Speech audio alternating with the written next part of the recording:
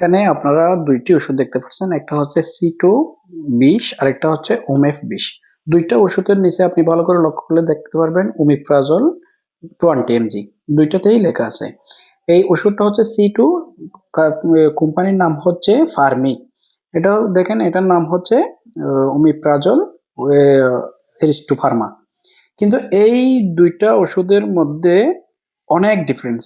এই ওষুধটা আপনার কিনা পড়বে সর্বোচ্চ 9 টাকা, কিন্তু এটা আপনাকে কমপক্ষে কম কিনা পড়লো 43 টাকা মতো কিনা পড়বে।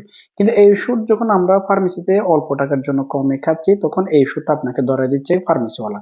এই ওষুধটার দাম সর্বোচ্চ 9 টাকা কিনা, কিন্তু আপনাকে 40 টাকা, 30 টাকা, এমনকি 50 টাকাও বিক্রি করে।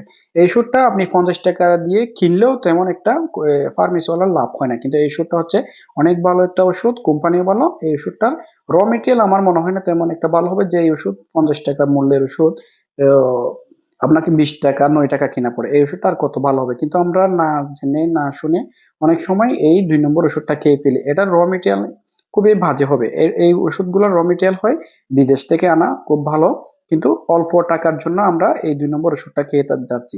এটা যদি ওষুধটা আমি আপনাদেরকে ফেটে দেখাই, আপনি দেখতে পারবেন আকাশ পাতাল অনেক ডিফারেন্স আছে। অবশ্যই আপনার ফার্মেসি থেকে দেখলে, ওষুধ কিনলে শুধু ওমিপ্রাজল হলে হবে না, দেখবেন ওষুধটার কোম্পানিটা কি, অবশ্যই কোম্পানি দেখে